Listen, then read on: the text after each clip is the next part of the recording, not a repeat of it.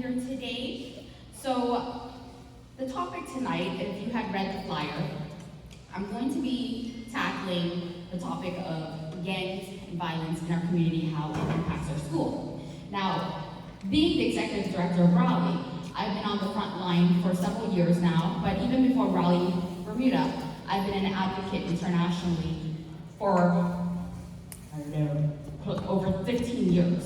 I've spent my entire life in this line of work, and I've seen a lot of things here in Bermuda and internationally, whether it's in the US and Canada, in England, in other parts of the world.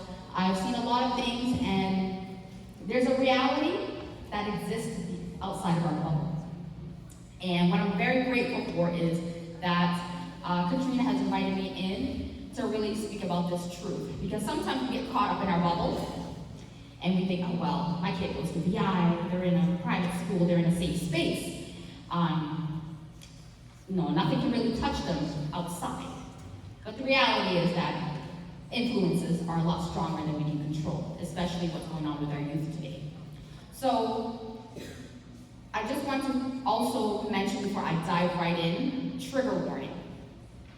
If you feel triggered, uncomfortable, sensitive, anxious with any of the information I present to you, you are welcome at all times to take a step outside.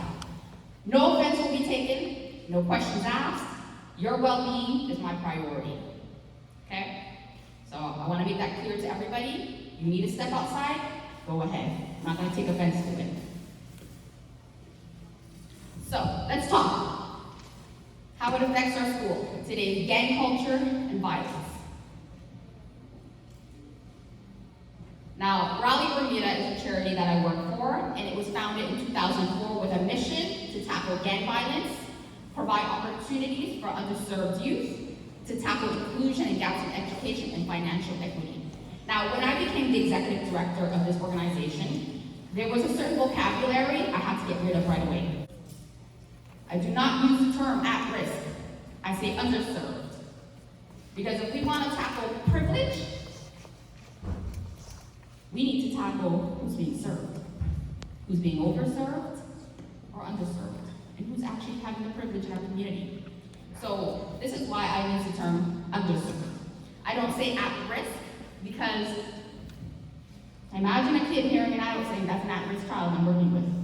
How that will impact their self-esteem, their self-value, who they are, how you identify them. I have a big issue also when adults call kids at risk. Because kids aren't at risk, it's the environment. The environment is at risk. Let's change our language around. I remember when I was a child, I was constantly called an at-risk child. And I was told that I was a statistic.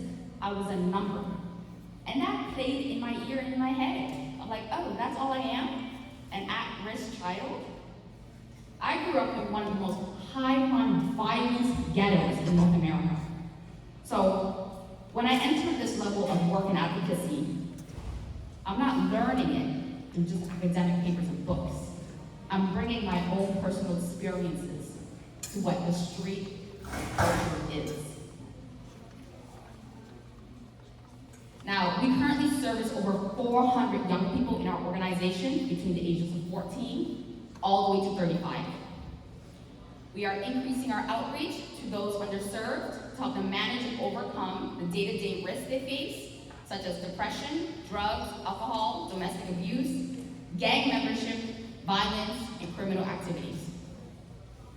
We work closely in partnership with the Bermuda Police Service, with the Anti-Gang Targeting Unit, and their education unit. We work closely also with the Department of Child and Family Services, court services, with probation officers, and other local agencies. So I have my bio in here. I'm not going to go through the bio because Katrina has shared my bio already, but just giving you some background details to my qualifications in the line of work I do. But like I said, aside from all that, fancy numbers and letters of bachelor's and certificates, my main experience is what makes me qualified in what I do is because I grew up in that environment. I grew up in a space where I know what it feels and how it looks like to step into a crack house, to be surrounded by gang members, to duck from a drive-by shooting. So I can understand the difference also in societal cultures with gang cultures from Bermuda to the US to Canada. It's not the same.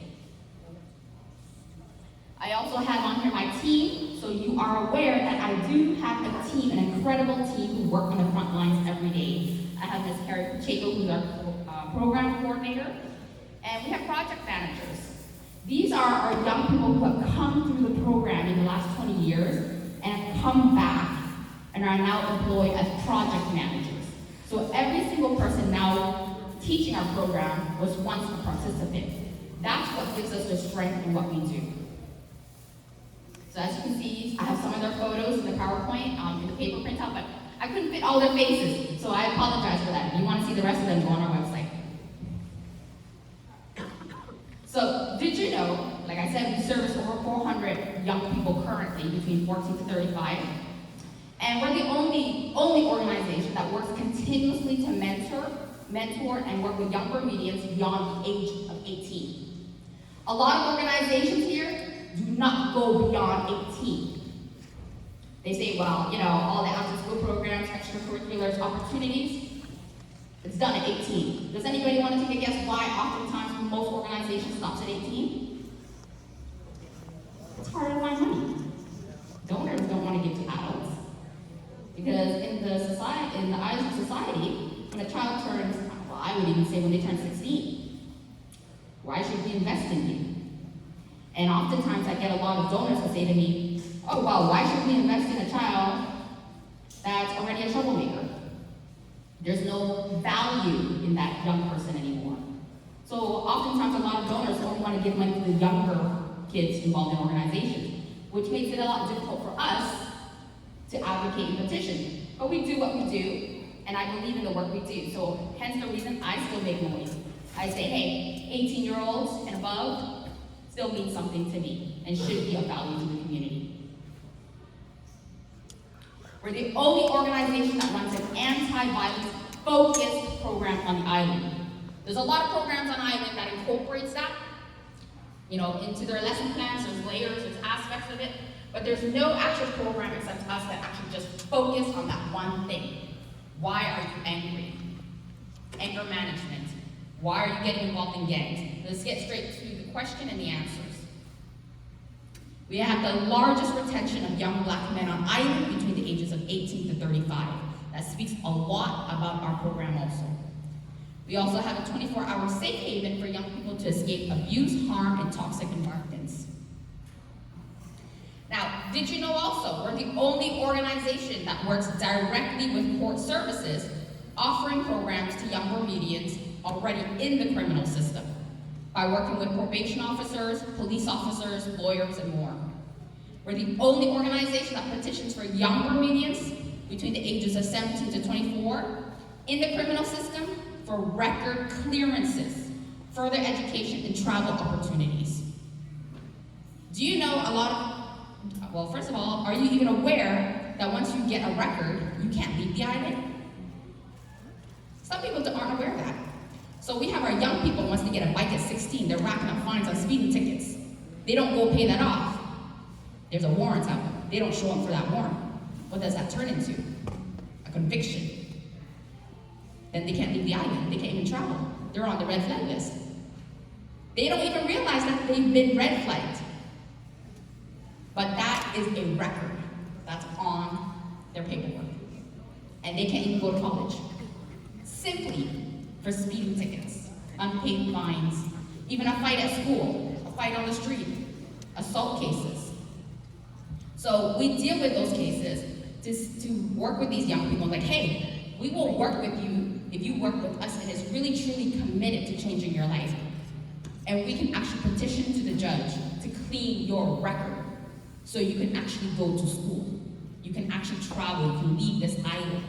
The amount of young people who can't leave this island is ridiculous. And a lot of us aren't asking them, why aren't they going to school?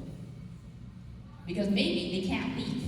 And none of us are taking the actions to help them get the opportunities to leave. So I have a photo on here with on the PowerPoint, a picture of Devo. I don't know if any of you are familiar with Devo. Devo is actually one of our original Rally alumni. So he actually was in prison. He was in prison he was caught with a weapon. He took accountability for it. We met him in prison. We worked with his probation officers, and he wanted to change his life around. And we said, okay, fine, commit to our program, work with us, and we'll work with you, and we will help you get through what you need to do. So while he was serving his prison term, which he completed, we helped him complete his college education. He got his law degree. He came out of jail, and he's now a successful criminal lawyer in the UK. And every time he gets a paycheck, he sends part of that money back to us. This is what we mean by investing in those above 18. Raleigh is not, and I'm going to reiterate, it is not a place for labels, for at-risk troubled youth. Certain vocabularies I hear a lot of people using, and every time I hear people using those terms, it makes me cringe. Like, ugh. The last time, it's not the youth that's at risk, it's the environment. We are not a rehabilitation or clinical center. If those services are needed, we refer you to the correct services. We don't play in a space that's out of our league.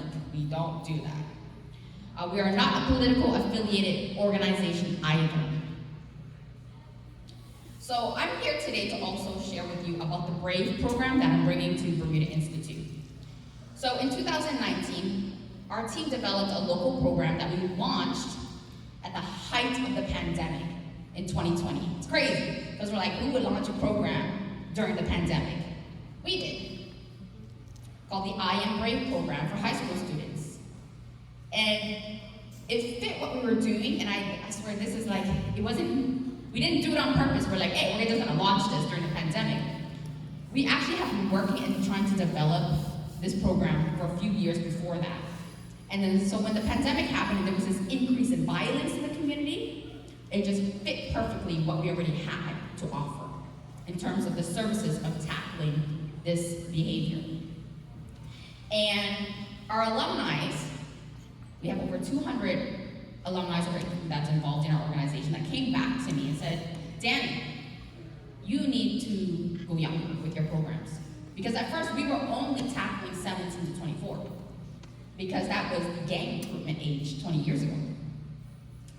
And our alumni came back and said, you need to go younger. Gangs aren't recruiting 17 to 24 anymore, they're recruiting younger. So with that feedback, we listened to them. We said, okay, well, we're gonna create a program for the high school students because they're telling us they're recruiting now at the high school level. And so we launched the BRAVE. We didn't market it. We didn't pay for any advertising. We launched it, and we were full in 3 hours. To this day, we have not paid for any marketing or advertising for the program, and it gets full within the hour every time we open registration. We have become one of the most successful and impactful anti-violence and advocacy program on island. In the BRAVE program, what we address and teach revolves around toxic and healthy relationships, setting and implementing boundaries, life skills, which include self-defense skills, cooking skills, hygiene, financial literacy, and advocacy. We tackle anger management and coping mechanisms, and also how to identify triggers. I'm excited to tell you all today that we're bringing the BRAVE program to Bermuda Institute. And what we're going to offer in terms of tackling, teaching, and bringing to light, we're going to help students identify toxic and healthy connections in their lives, whether it be with friends or family, or those in their circle. We're going to teach them how to identify self-triggers and coping mechanisms. We are going to give them the education and awareness and the impact of drug, gang, and street culture.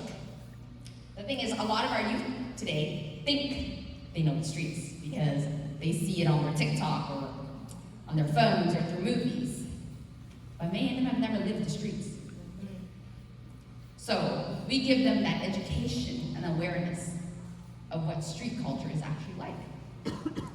And awareness that would also give them the tools so that if they are ever confronted by predators or any toxic situations, they will have the tools on how to handle that We will give them further life skills, including financial literacy, which goes back to our mission of creating equity. And I often remind people that we're still in a stage in Bermuda where we have families that are still first-time high school graduates. We forget that it was just 2 generations ago in the 60s where many people didn't have to have a high school diploma. Many grandparents could just leave at the age of 12, 13, 14 and go work on the farms or get a job in the city. So there was a whole generation where, achieving a high school diploma wasn't that of a need. It wasn't until, I would say the 90s, when the insurance companies came, then the next generation would go off to school. But it's still a brand new ideology in terms of getting an education. So if you are surrounded by those that have their degrees, you're in a privileged position. Because there are some families that still, today, are working on getting their first son and daughter to graduate from high school. So if you got your degree, that means your family did something right in terms of breaking generational curses in the last generation. Or maybe you did something to break that curse. But the fact is that there are still young people today who are the first in their family to graduate from high school and don't even know what to do next in terms of going to college. They have never had anybody teach them how to fill out a college application, let alone even know what a scholarship is. So this is where we also teach them about privilege, equity, and opportunities. So we're coming to Bermuda Institute, offering an 8-week after-school program. It's going to be free. It's going to be free to all students ages 14 to 17 that sign up for the next semester. We do have limited spaces. It will start in January. The location will be here. So right after school, they're gonna come right into starting the program. We're asking families to commit to just one awareness workshop so we can give you details on what they will actually be learning, get you informed in what our curriculum is about, and get you into our village also. And students who complete the program become lifelong members. And at age 17 to 24, they themselves can receive a $12,000 scholarship to travel in the summer month to South Africa or Costa Rica. And the reason we offer this scholarship is because it has to do with cultural literacy. And I know in Bermuda, a lot of us do a lot of traveling, right? Bermuda is known for a lot of people, we get off the rock and we get rock fever.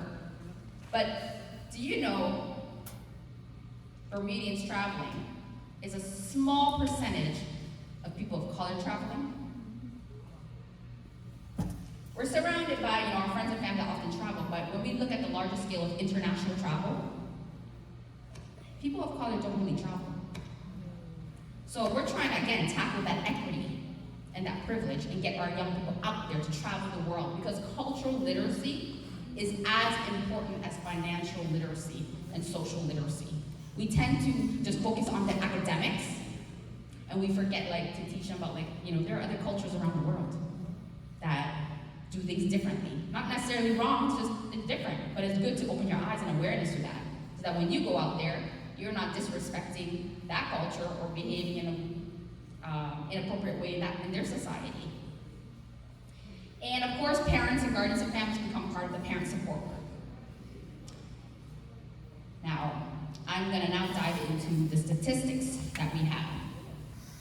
And these statistics are very important because these are direct sources that we're gathering data from. We didn't do a monkey service. These are coming from the actual families and young people that we work with, so it's raw data that we're working with in terms of understanding the gang and street violence culture here in Bermuda. So why do we do this work? It has been reported that there are at least 19 gangs in Bermuda. However big, however small, it's reported, 19 gangs in Bermuda. There are over 350 gang members ranging from 12 years old all the way to age 40. Aside from those core gang members, we have over 1,000 affiliate gang members in the community. When I say affiliate, I mean family members who are covering up for family members. Mothers who know what their sons are doing, but turning a blind eye to it. Fathers who are actively grooming their kids to take over the next corner. Older cousins who are coming to birthday parties to recruit their younger cousins. That's what I mean by affiliate gang members. There has been 71 murders since 2001. There has been 294 confirmed firearm incidents. And children are actively recruited from as early as 8 years old. Versus 20 years ago in Bermuda, it was 17 years old, 17 to 24. That's why we started our mission tackling to help young people 17 to 24. And now the police is coming back to us and saying, well, actually, they're being recruited now at the age of 8. So I'm working with our youth from both private, public, and homeschool sectors. And I have to stress this because a lot of people tend to think this is only something that happens in a certain demographic of the community, in a certain area, certain schools. The reality is that this has influenced and penetrated all sectors of our community. Doesn't matter if your kid's in private, public, or homeschool. All the kids talk to each other. Our participants, both males and females, have been approached by gang members for recruitment as young as 11 in our organization. And like I said, the police records in their record as young as 8 years old. Now that's when I say recruitment, I can even say grooming. Gangs will groom as young as 4 and 5 years old to get them recruited.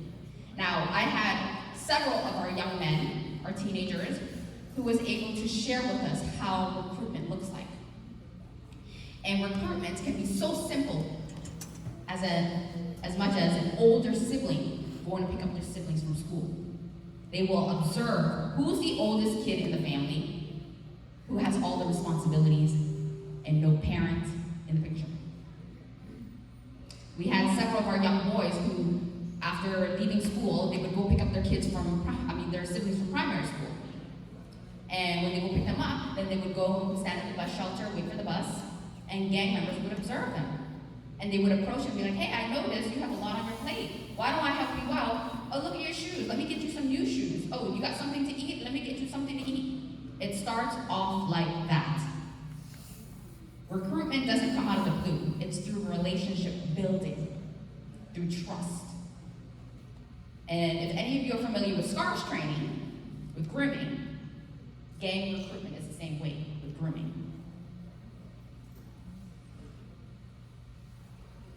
We also have one of our young boys who were in the private school, and they told us how they were recruited, or sought after for recruitment.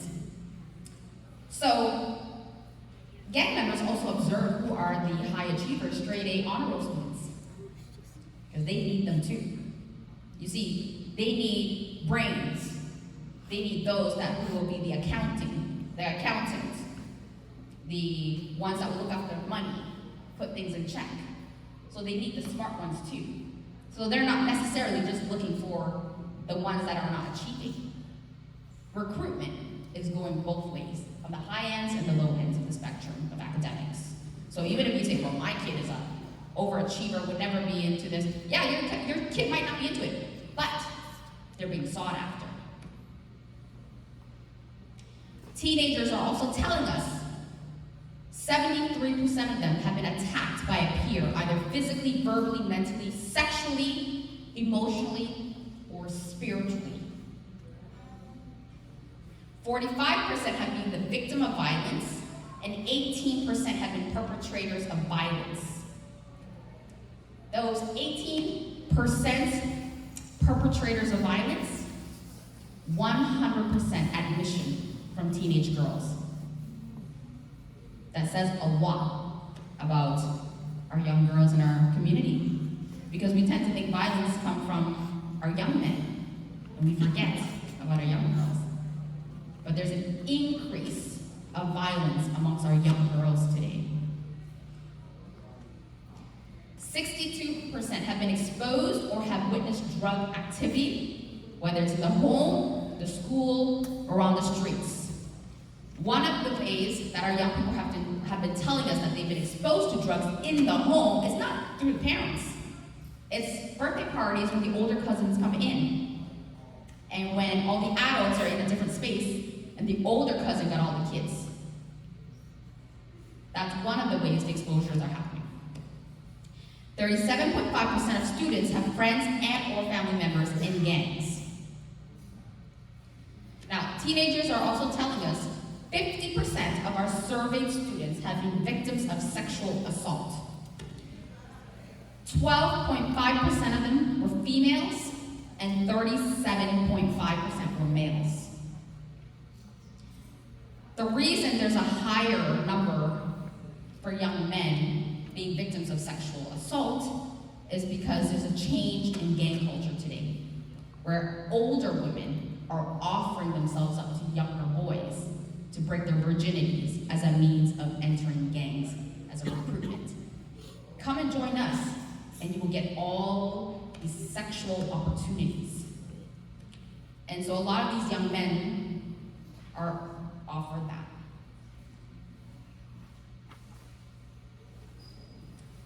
Now, I want us to take a moment, having given you so much information and a lot to digest, but I want us to maybe, where you're sitting, I don't know how much time we have, I'm just gonna spend 5 minutes, but where you're sitting, maybe to turn around and create a small group. And I want us to have an honest discussion with everything that I've just shared with you. And I want us to focus on 2 questions right now. How can we build a stronger village? And how do we take accountability as a village? Because we're great at pointing fingers and putting the blame game, and forget that we're part of the village too. And that our actions also have consequences and impacts and ripple effects to our children. So I want us to take 5 minutes on that, and I want everyone to be mindful of everyone's triggers, respect each other's opinions, and raise your hand and take turns in your group.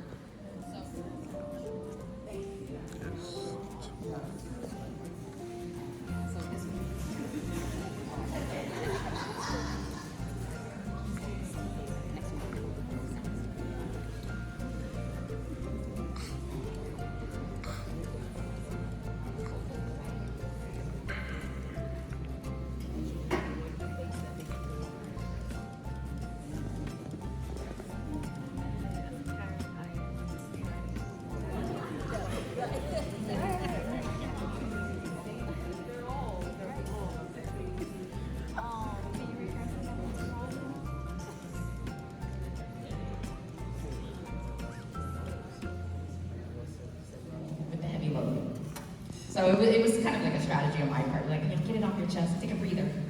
Have a friend nearby to console you in what some of these heavy numbers and information I've given you also. But I also hope that the conversation you just ignited with your neighbor can continue after this also, and can continue in the home with your family and friends and children. So, as I had mentioned, we take the village ideology very seriously. We need to take accountability as adults, as parents, as guardians. Because once we take accountability, then we can start addressing and facing the truth. We need to recognize maybe our behaviors, turning a blind eye to things, putting sugar coatings in around certain things, not wanting to address things, might be adding to the problem. So in closing, I want to thank everyone for their support